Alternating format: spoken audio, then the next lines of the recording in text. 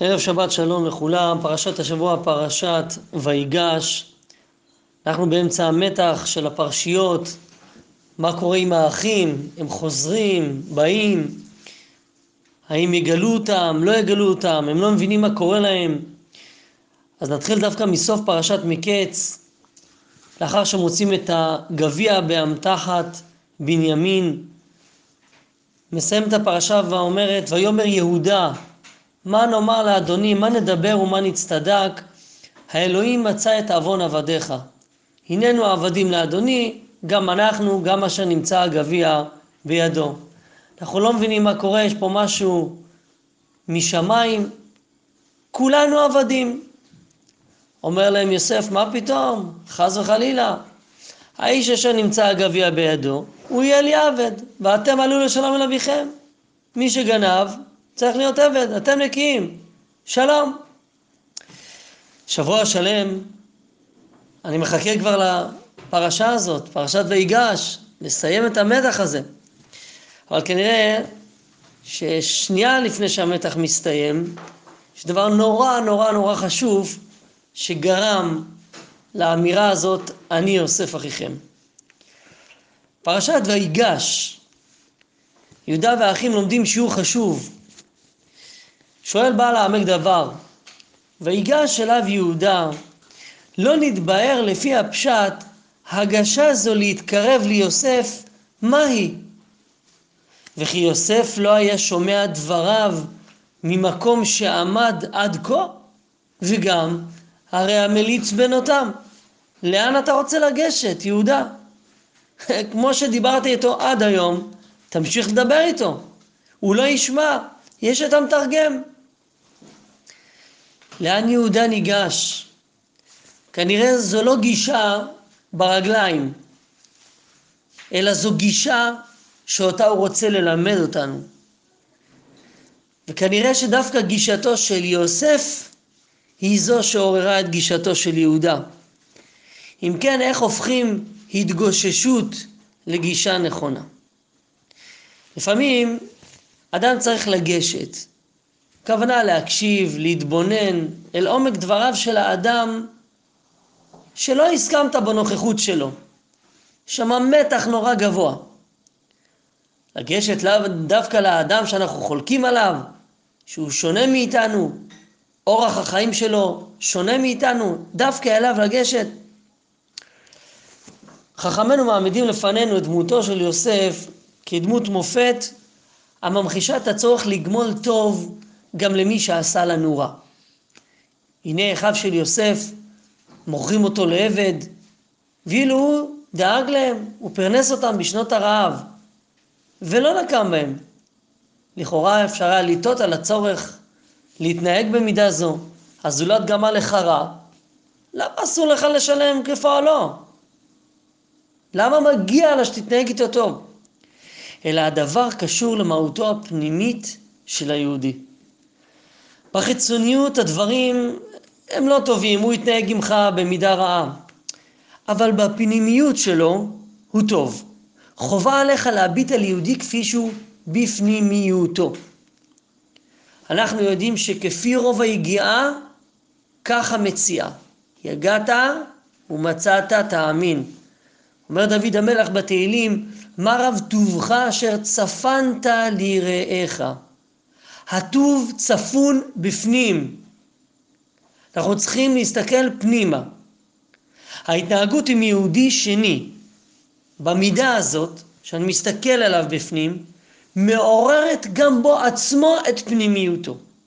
כשהזולת רואה שהם משלמים לו כפועלו, מתייחסים אליו כאל יהודי יקר ואהוב, ואפילו גומלים לו טובה תחת רעה, זה מעורר שם את הפנימיות שלו, וגורמת לה להתגלות בקרבו.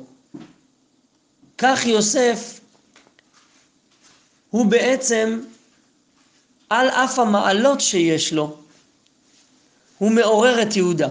המילה יוסף אומרת לנו תוספת. כולנו בני אדם רגילים, אבל לכל אחד יש תוספת שהוא קיבל מבורא עולם, מעלות. יהודה, מלשון הודאה, זה מציין את הענווה והתודה שאנו מוקירים למי שגמל איתנו טובה, מבינים שלא הכל אנחנו עושים והצלחנו להשיג. יש כאן חיבור של אדם מאוד מאוד גדול, עם המון מעלות, שיודע אבל להסתכל פנימה ולא להתגאות, והוא גורם ליהודה להודות, לגשת בצורה אחרת. יש פה איזשהו חיבור. יוסף מצליח להסתכל פנימה על האחים שלו, ומתנהג עמהם כמו אח. הוא מסלק את כל הקליפות, את כל הקרעים, ולא נותר ליהודה אלא להתכופף בענווה ולהתחבר לאחיו יוסף. יהודה לא מתקרב, הוא ניגש. להתקרב זה שער בשני אנשים קרובים. הוא ניגש מחדש בשפלות. אומר שלמה המלך בספר משלי, כמה עם הפנים אל הפנים, כן לב האדם לאדם. יוסף מתנהג פה בצורה מסוימת, וגורם ליהודה, מעורר בפנים את כל הפנימיות שלו.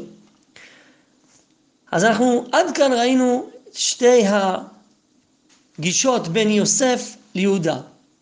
אבל ויגש אליו, המילה אליו, מי זה אליו? שני פירושים.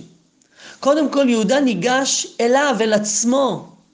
הוא עורך חשבון נפש נוקב, ורק לאחר מכן מדבר עם יוסף. אומר השפת אמת, יהודה מלשון הודאה, והוא כל איש ישראל. אנחנו קרואים יהודים. למה?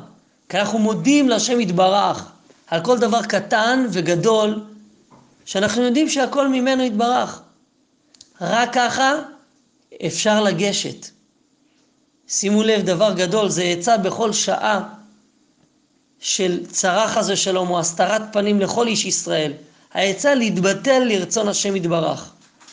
על ידי שהאדם מברר אצלו שגם בתוך ההסתר יש חיות מרצון השם יתברך, הוא יכול ויגש אליו להשם יתברך.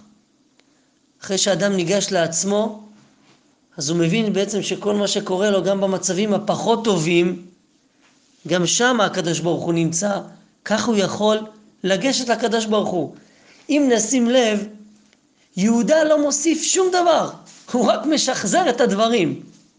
היה ככה והיה ככה. אתה אמרת לנו, החזרנו את הכסף. הוא לא מחדש שום דבר. מה הוא כן מחדש? הוא אומר, זאת האמת, ואני מקבל את זה בשמחה. ככה הקדוש ברוך הוא רצה. אז הוא רצה שבנימין יתפס, אני מוכן להיות עבד. על ידי שהוא ברר את הדבר הזה, שהכל מאיתו יתברך, נתגלה הפנימיות. יוסף כבר לא יכול להתאפק. יש משהו בפנים שהוא לא יכול לעצור אותו. הוא חייב להוציא אותו החוצה. מה הוא אומר? הוציאו כל איש מעליי, החוצה, אני לא יכול להתאפק. כל ההסתרות, כל החיצוניות, כל מה שהיה, הכל מתבטל. ועל ידי זה מתגלה האמת, ובעצם יהודה רואה שהכל טוב. הוא אמר לו, אני יוסף, אין לך ממה לפחד. דבר אדיר קורה פה. יוסף מעורר משהו, ויהודה כנגדו מעורר אותו. בהפטרת השבוע, אנחנו נקרא בעזרת השם על נבואת השם ליחזקאל. ויהי דבר אדוני אלי לאמור, ואתה בן אדם, קח לך עץ אחד וכתוב עליו ליהודה ולבני ישראל חבריו. מאוד מעניין שהמילה חבריו כתובה ח' ב' ר' ו'. חברו. ולקח עץ אחד וכתוב עליו ליוסף, עץ אפרים וכל בית ישראל חבריו, ושוב הכתיבו חברו. אומר המדרש שיעקב קרא לבניו ואמר להם, האספו ואגידה לכם את אשר יקרא אתכם באחרית הימים. אומרים חכמים, הוא ציווה אותם על המחלוקת. אתם תהיו באספה אחת. וזה הנבואה פה של יחזקאל. לוקחים שני עצים של יהודה, של יוסף, מחברים אותם אחד אל אחד, והיו לאחדים בידיך. אומרים המפרשים, זה נס. נס זה דבר שהוא מעל הטבע. לחבר דברים כאלה, אחד צריך להתכופף, אחד צריך לגמול רעה, אבל הם ביחד, הם נאספים אחד לשני. אז אפשר יהיה להבין מה יקרה באחרית הימים. כשיהודים מתנהגים כאחישם רעהו, הם יכולים לפנות לבורא ולומר לו, מה יוסף גמלו אחיו רעה והוא גמלם טובה? אף אנו גמלנוך רעה. אולי לא התנהגנו כמו שצריך איתך הקדוש ברוך הוא.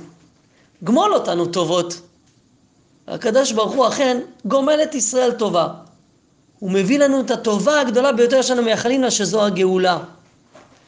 אז אם אמרנו שויגש אליו, אנחנו יכולים לגשת לבורא עולם ולהתאחד איתו ולהתחנן ולומר לו, מי ייתנך כאח לי יונק שדי אמי. הקדוש ברוך הוא תהיה איתנו באחווה, כמו אח, כמו שיוסף התנהג עם אחיו, אז תהיה איתנו כמו אח.